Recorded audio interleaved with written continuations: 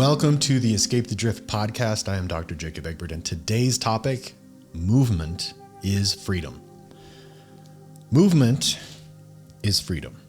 I talk a lot about freedom. One of the phrases that I use often is that I'm in the business of freedom. Now, there are many, many ways to look at freedom, and we discuss this frequently on the podcast. There are so many things to look at and ways to think and see the world that result in the sense or the experience of being free. Now, one of my most, I guess you could say, like principle-based views of life that is synonymous with freedom would be free from or the absence of external force or external captivity or external influence that binds up or prevents the actions that you want to perform. I know that's sort of complicated or convoluted in the words, but essentially anything from an external perspective that limits you or captivates you, turns you into a captive. Now, of course, there are internal forces that result in a lack of freedom, and that is in the world of should, or these limiting beliefs, or a victim mentality, the way that you see yourself and your ability to move about the world. Now, that term move about, to act, to live, to be in motion is inhibited and therefore a lack of freedom. So the topic today, movement is freedom. Now I'm going to explain a little bit more, or at least this is what we're going to talk about, is how movement is synonymous with freedom. Now, this came about. There are a few things I want to talk about today. So on my last coaching call with my Your Human Experience coaching group, I used this term, or I said this in the call, that everything in life is moving. And this was in reference to that there is no static position of perfection or completion. So for example, your house is never going to be perfectly clean, in that there may be a moment where you've reached a point where you're like, yes, but while you've finished cleaning, dust is currently accumulating on the baseboards behind you. And the home itself is gradually degrading or decaying, as all physical things do that are not actively alive. Now, your body as well, once you hit a certain point, it starts to go on the decline or the decay. But essentially, there's always motion. There's always movement. There's always an occurrence. We are in motion, and that is what alive is. Life, animation. Animated, to be animal, is essentially movement. Okay, so what is it that creates movement? Now, if you look at the anime, the animated, animalia, it's spirit or life force, or that entity that creates motion, that sets the cellular components in movement, essentially. The elements that have a nucleus with electrons spinning about, that is movement, that is life, and that is freedom. Okay, so anytime something is stopped or held back or ceased, whenever something's motion stops, it's death. It is the opposite of life, and therefore the opposite of freedom.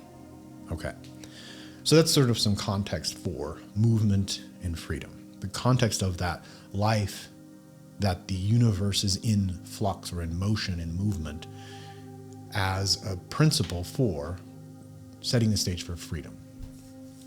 Okay, there's this quote. I first came across this quote, and I don't remember the year, but it was probably 2013. I think I was in Atlanta, Georgia, and I was downtown. I was in between meetings at this conference I was at. And I was walking through the downtown area, and I saw this beautiful statue, and it was a woman dancing. And on the, I guess you could say, the base of the statue, there was a little plaque, and it said, "Those who do not move do not notice their chains." And there's a quote by Rosa Luxemburg. Now, Rosa Luxemburg was an activist in the turn of the century between 1800 and 1900s. And she lived in the Eastern European, Russian, there was some movement where she was Polish, etc. And she was an activist for freedom, essentially. And she was an economist. She was very well read. She was a philosopher. She had all these, acumen of education that she was very well learned and also active in her community and politics and you name it. She was very, very vocal. She eventually was captured by I don't know which organization it was, the SPC, and she was executed, shot in the head, and her body was thrown in a river. And so this is sort of an unfortunate end, but also indicative of that power for which she was fighting or fighting against. So another quote that she is famous for is, "Freedom is always the freedom of dissenters." So now, whether I fully agree with her politics, it doesn't matter. That was a different time, different context, different perceptions. Her life story was its own. And, she was a advocate for certain socialistic perspectives, but in the light of the communist and other powers that be at that time, may have been very appropriate and may have matched some of my own sentiments if I were in that same situation. I don't know. But the point is her quotes were very much in line with her life's purpose, her endeavors, her activity in the world. So this quote, "Those who do not move do not notice their chains." Now, just to think about that in so many different contexts, but to say it again, those who do not move do not notice their chains. It is the movement that will show you your freedom.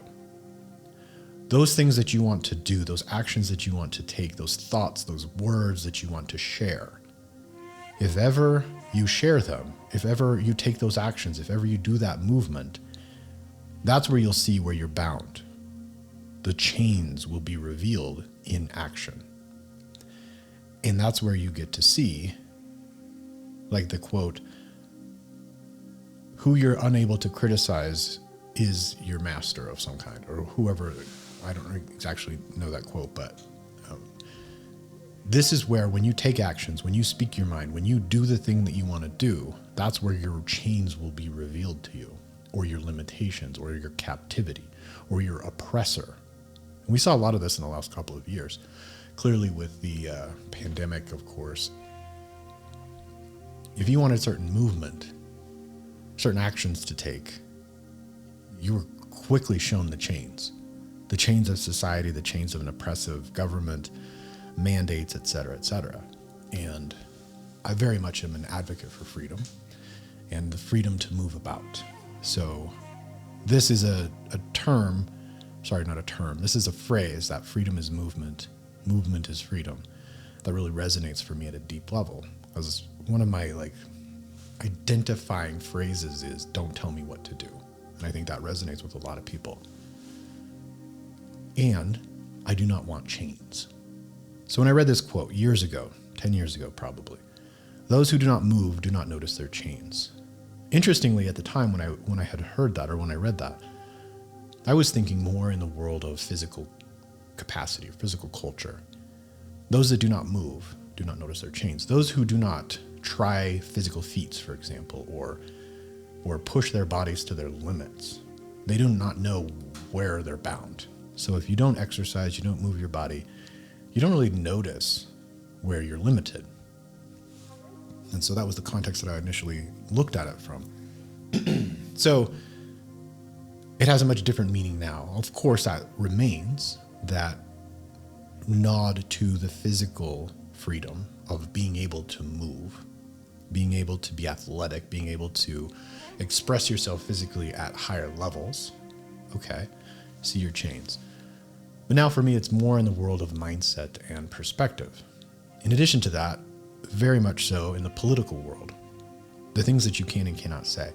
For example, I'm a physician, and licensed physician, of course, and bound by certain regulatory bodies.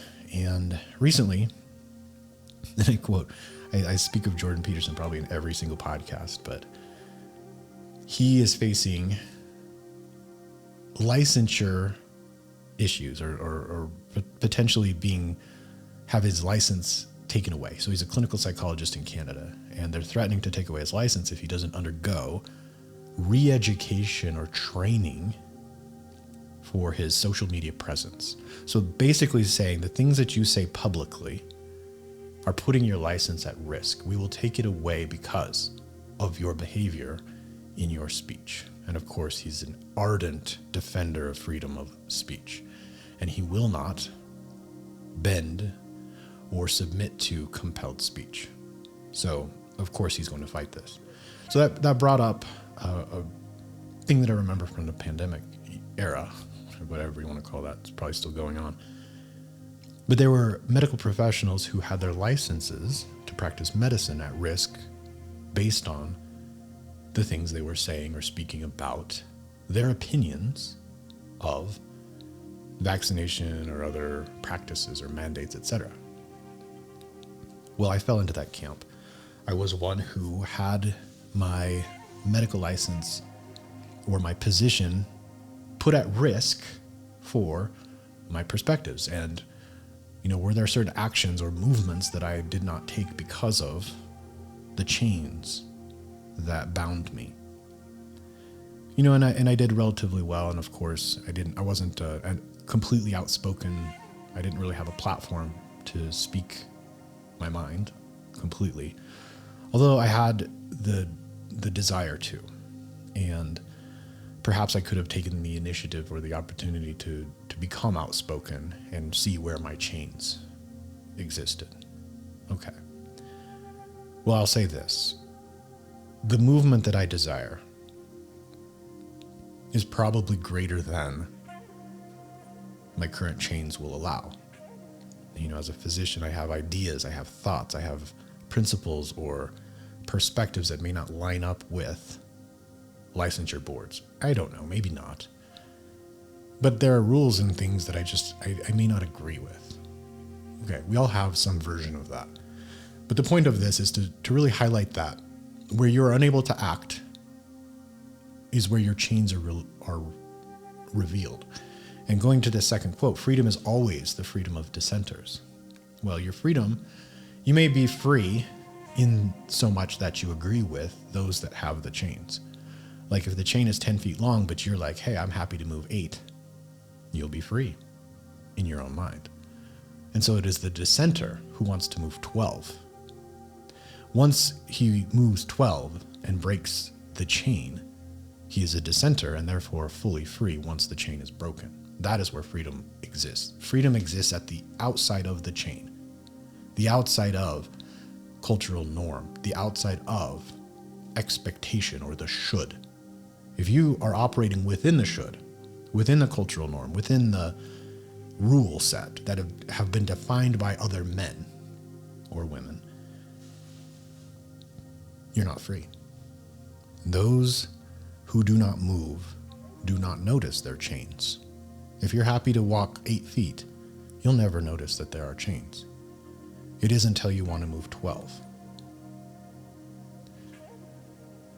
You want to start a new clinic, which I currently am in practice or in process of doing. I'm creating a testosterone replacement clinic.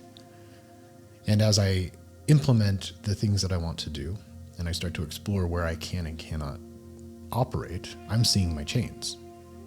Okay, I get it, and I'm not going to fight this fight to the degree that it causes any problems, but I see it. Okay, I see where my chains are.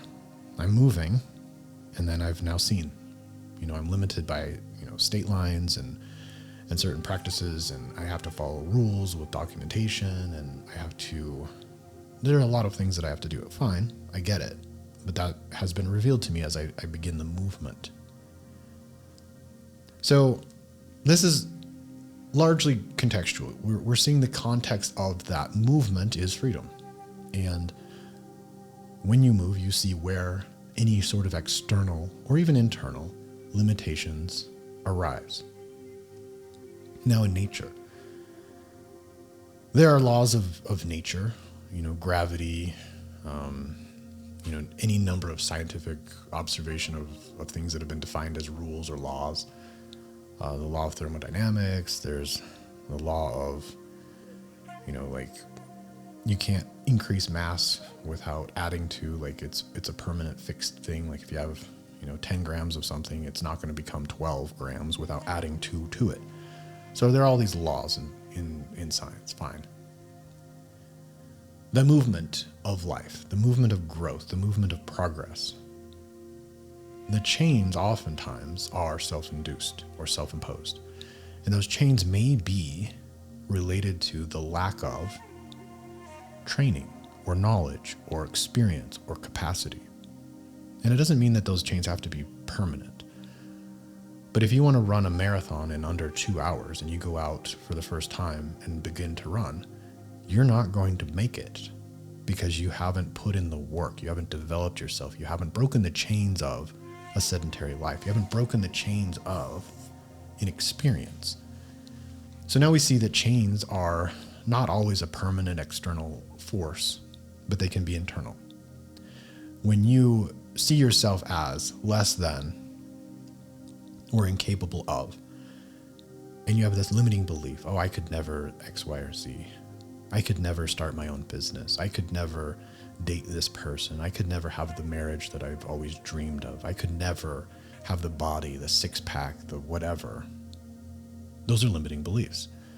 And until you do the work and you start to stretch and you start to move, you see the chain. Okay, well, I can run a 10-minute mile and I get winded and I really have to stop at the end of that 10 minutes or 2 miles, 20 minutes. Well, I'm not going to run a 2-hour marathon until I train myself. I break the chain and then I break the next chain and then I break the next chain as I continue to push myself through movement. And this is the beauty of movement. When you have an external force, let's say rules or laws that prevent you from, you can just submit to that the chains exist. Be like, this is as far as I can go. I have to wear a mask when I go to the grocery store or whatever. Well, what if you push against the chain? Push a little bit more. And then you have other people that join you in pushing against the chains. And eventually the chains or the chain holder loosens their grip, or just it breaks the chain altogether. And the same thing exists in your mind with your limiting beliefs. I could never becomes, maybe I could. And then all of a sudden, maybe I could turns into, I definitely can. Which then may turn into, I'm going to. And then eventually I did. So, movement. What is movement practically? We've explained this, or we've talked about it here, in that it is actions, it's speaking your mind, it's doing the things that you choose. Well, maybe there are movements that you're unaware of, and part of the chain is that you don't know where to move, or you don't know which movement to make. That's a challenge, because there are so many directions that you can go, and you're not familiar with all of them. You want to start a business, well, you don't know what to do. You don't know which moves to make. You don't know where to put that energy into movement to even discover the chain. And perhaps that is the chain. The chain is you don't know what to do. So you look for examples. You say, hey, that person's doing the thing I want to do. Clearly their chains are not holding them back. They're moving in the way that I want to move. Okay, learn from them. Watch them. Observe them. What are they doing? Perhaps reach out, talk to them, and explore what they've done to get to that point. In business or in relationship or in mindset or in physical pursuits, find the person who's done what you've wanted to do. Now, this goes to another concept that I'll talk about in another podcast here on my schedule, and that is knowing versus knowing. And I've hinted at this in the past, but there's the knowing about and then there's the knowing. I could read a book about an expedition across the Antarctic, and I could know all about it. I could read all the details. And then I could be the person who crosses the Arctic, and then I would really know what it took. So there's the knowing about, and then there's the knowing. So find the person that knows. You want an athletic body? Find the person who has built an athletic body themselves. That's the person that you want to ask how to do it. You want to find somebody who's started the business, been down the road, has taken on the challenge of. That's the person you want to ask versus the theoretical person who knows about it. And you may be that person who knows about something. It's like watching videos of jiu-jitsu versus going on the mat and trying them. There's the knowing it about it, and then there's the knowing how to. So very different there. So movement, again, is freedom. And the invitation or the admonition today at the end of this podcast is this: move. Find where your chains exist. And this is in every area of life. If you want to upgrade your marriage or your relationship with your significant other, try new things. Try better communication tactics. Try putting in the work to enhance the experience of your partner. Stumble through it, because you're going to find where your chains are, and the chains may be inability or unfamiliar patterns. So you want to have a conversation with your partner about something that's maybe a little bit challenging for you to express? Well, try it, because you're going to stumble and you're going to see the chains. The chains are your ability to articulate. And then you do it again and you do it again, and those chains lengthen or perhaps go away altogether, and you have complete freedom. Similarly with physical pursuit. You go to the gym the first time off the couch, the simplest of movements will create significant soreness, and it'll just be very, very difficult and miserable. And you'll be like, wow, I can't do this. Yeah, because the chain is short. And then you do it again, and the chain starts to stretch, the chain starts to lengthen, or, as I said before, drop completely to where you have complete freedom. So begin to move. Take the action. Speak your mind. Say the words. Do that which you previously have not done, and explore where your freedom lies. So, freedom is always the freedom of dissenters. Break the chains. Be free. This is the Escape the Drift podcast. I am Dr. Jacob Egbert.